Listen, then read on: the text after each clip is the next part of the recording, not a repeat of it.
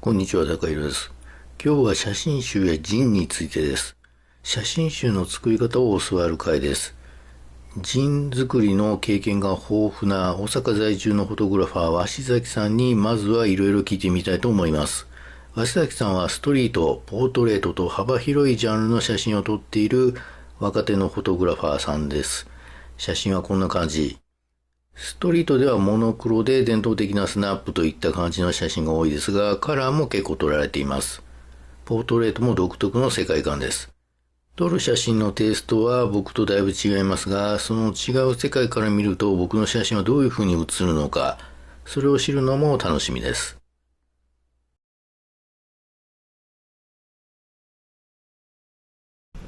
はい、始まりました。今日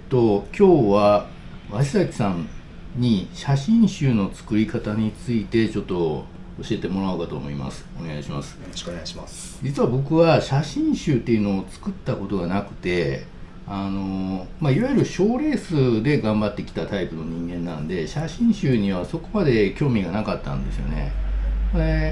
今日ちょっとその鷲崎さんに聞きたいのは、まず写真集と作品集ってあるじゃないですか。はい、それの違いって教えてもらっていいですか？写真集は、テーマがあるもの、一冊を通してテーマがあるものを写真集と呼びたい。で、作品集っていうと、その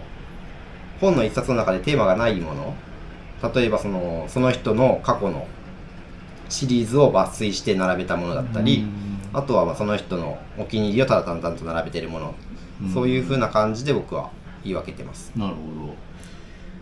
でも例えばその作品集って自然とこうテーマがちょっと、例えば僕とかだと都市の景観みたいな、そういうのを撮ってるんで、ずっと自然とテーマが出てくるじゃないですか。それ作品集として出して、テーマもちょっとくっついてくるみたいな、そういった時もそのどっちになるんですか？厳密な違いはないと思うんですけど、例えば写真集っていうと、その中での面白さは前後のつながりとか左右の写真の組み方とかも、写真集の面白さだと思うんですけど、多分作品集にはそれがちょっと少なくなってくるんじゃないかなっていう。テーマがあったとしても、その高弘さんみたいになんで、どっちがどっちってわざわざ言う必要もないのかなと僕は思ってるんですけど、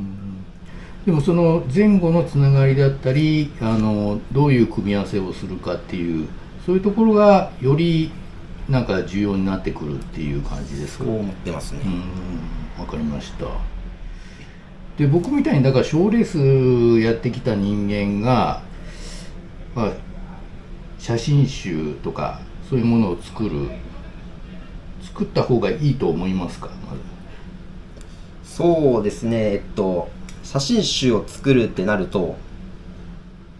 例えば同じような構図の写真が並ぶと正直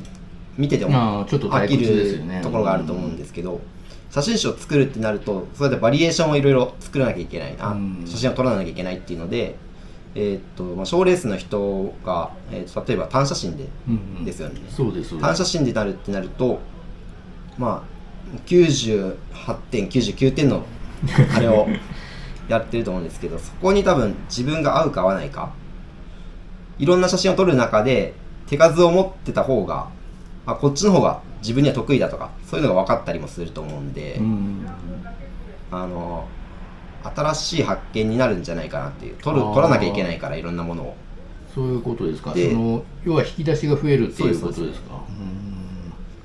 賞レース、確かにその賞レースってこう一つの道をどんどん突き詰めていくっていう感じになるんで、どんどん先細りじゃないですけど、どんどんこうね、取る範囲のものが絞られてくるんですよね。だからいろんな視点があった中でその先を選ぶと、この視点も持った上でこっちに取りに行けるんで、またそうですね、こっから先もちょっと広がっていけるんじゃないかなっていうことは思います。なるほど。例えばね、最初にいきなりこうバーッと広げちゃうと、どれも中途半端になりそうな感じはあるんですよ。だからある程度こうちょっと頑張った上で先にこう広げた方がなんかいい感じになりそうだなってちょっと素人ながらに思ったんですけど、それはどう思います？でも多分いろいろ撮ってるって言っても癖はあると思うんで、はいはい、まあ、最初から広げたとしても、うん、その中でまあ共通点を見つけたりとかするのもいいと思うし、うん、ただその最初からこれに行くとなかなか手を出しづらいんじゃないかなっていう気がしますね。はいはいはい、そうか。まあじゃあどっちでもいいっていうことですか？そうですね。わりかし僕はなんか何でもいいんじゃないって思ってるタイプです、ね。はいはい、わかりました。あ、そうだ。それで写真集とジンの違い、はい、そうですね。ジンっていうのはそもそもまず何なんですか？ジンっていうのは自費出版、自分で作った印刷物ブックのことを言ってて、なるほど。まあ例えば手作りで作った本もジンだし、自分でまあ例えば印刷会社に依頼して作ったものをジンと呼んでいいと思うし、で今回作るのは、はい、じゃあジンってことになりますね。そうですね、はい、はい、ジンは誰でも作れるんで。今までジンをどれぐらい作ってきました？もう50冊ぐらいは多分ある。50冊ぐらい本当に20ページぐらいのやつもジンって言っていいと思うし、はいはい、何でもいいと思うんで、多分2年間ぐらいも毎月作り続けたことがあって、毎月、はい、その月に撮った写真でブックを作るっていうのをずっともう2年ぐらいやってたんで、で今日は実は僕が鷲崎さんの写真をセレクトしてジンを作りたいと思います。そして逆に鷲崎さんが僕の写真をセレクトしてジンを作ってもらいますっていう感じで、ちょっと最初なんで僕の写真をどういうふうにセレクトしてもらえるのかっていうのを楽しみにしてますはい、じゃあちょっと早速ですけど、セレクトに入りましょう。はい、よろしくお願いします。お願いします。ここからはいよいよ写真の選定作業に入ります。鷲崎さんが用意してくださった写真は1500枚、僕が用意した写真が1000枚。ここからお互いに20枚程度に絞っていきます。この選定作業が結構悩みます。写真集っていうかジンを作る時のセレクトって、まあなんかこうメインディッシュばっかりこう選んで、好きなものハンバーグとかなんかそういうのばっかり選んできたらちょっとそのね料理としておかしいものになっちゃうんで、なんか副菜みたいな感じのものとかもちゃんと入れないといけないっていう、そういう感じですか？そうですね。写真集バーって見てるときにある程度こうずっと同じ100点が続いたとしても、それは多分見てる方の気持ちのテンションとしてはずっと一定なんで、やっぱそこに波があった方が見せたい部分がより見せられるし、なるほど。だから強弱がつけるっていうのは大事かなと思いますね。その強の部分は分かるんですよ。でも弱の部分がなんだろう、それはまあもちろん次に続く強のものを引き立てるものとしての弱なんですか？それともお笑いとかでも、はいはい、振り落ちとかがあったりする。ありますね、はいはい、多分そういう感じとしか言えないんですけど振りがちゃんと効いてるみたいな、そういうことをそうだとまたいいのかなって思ったりはしてますけど。なるほど。写真集とかを見ててもやっぱりどうしてもその作品集として見ちゃうんで、1枚の写真の完成度ばっかり見ちゃうんですよね。僕は最近思ってるのは写真は素材だなって思ってて、はいはい、そう素材として思うとブックに作るときに作りやすい。あんまりその写真一枚一枚に対して思い入れを強く持たないようにして、こういうブックを作るときは、フラットにこれとこれ組み合わせていってこうつなげていったら面白いなっていうふうに考えてるんで、それはだからその必ずしもその写真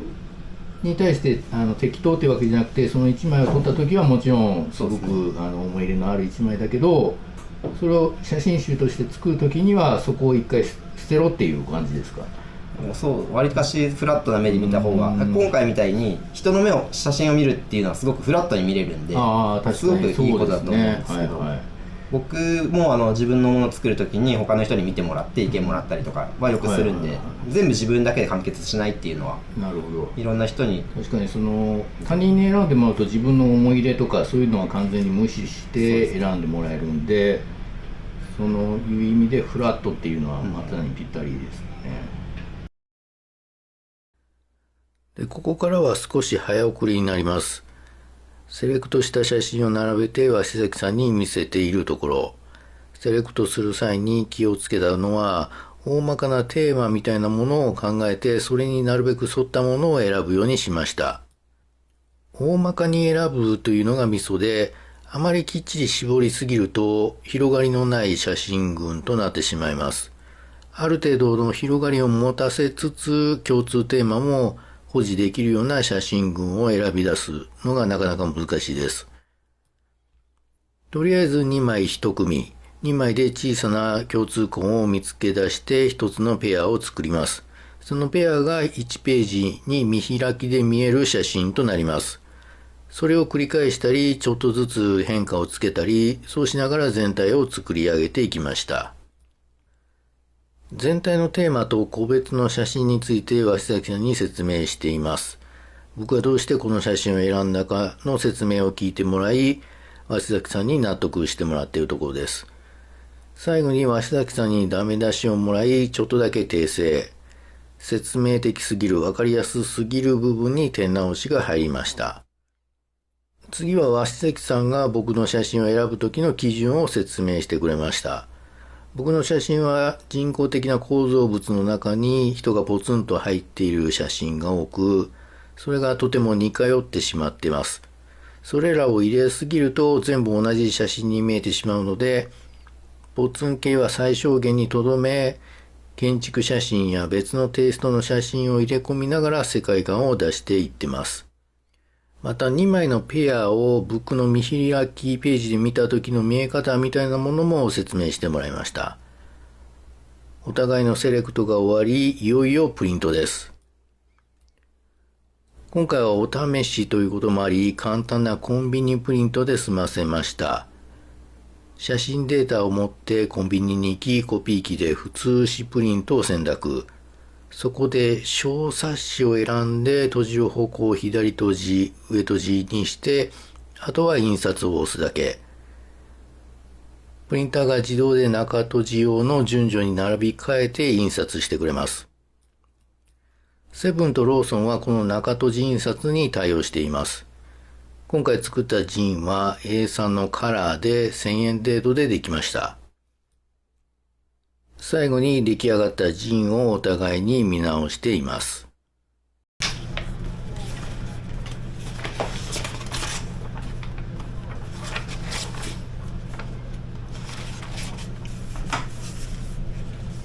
自分のセレクトしてもらった感想的なものはいや、初めてだったんで、とにかく、もうそれがすごくいい経験になったっていうのと、写真こんな感じのものをセレクトされるのかなとか、そういうのは一応予想はしてたんだけど、それと合ってる部分もあったり、全然予想外のところもあったりして、結構それが面白かったというか、でさっきも言ったことなんですけど、自分の写真でもこういうふうに人としてまとめられるんだっていうのが分かった、それが大きかったですね。よかったですよかったです今回鷲崎さんと話してみて印象に残った言葉は、ブック作りにおいては写真は単なる素材だという言葉。一枚一枚の写真にあまり思い入れを持たないように、それよりもこれとこれを組み合わせてつなげていくとか、そういう部分を重視して作っているという考え方です。写真セレクトについて良かった点と悪かった点があります。共通点を見つけてそれをペアにするというやり方は基本といえば基本なんですけど、やはりそれがあまりにありきたりになったり、説明臭くなったりするのをダメ出しされました。鷲崎さんに気に入ってもらった写真のペアはこれこの2枚は言語化できないような何かがあって前のめりに見れる組み合わせだと言ってもらいました。逆にセレクトしてもらった僕の写真では僕が気に入っているのはこの組み合わせ。ビルが並ぶ都市で雲と人がただ流れていくみたいな世界観がすごく出ているように思いました。お互いに作ったジンのタイトルはこうなっています。僕が鷲崎さんの写真をセレクトしたものは冷たい景色。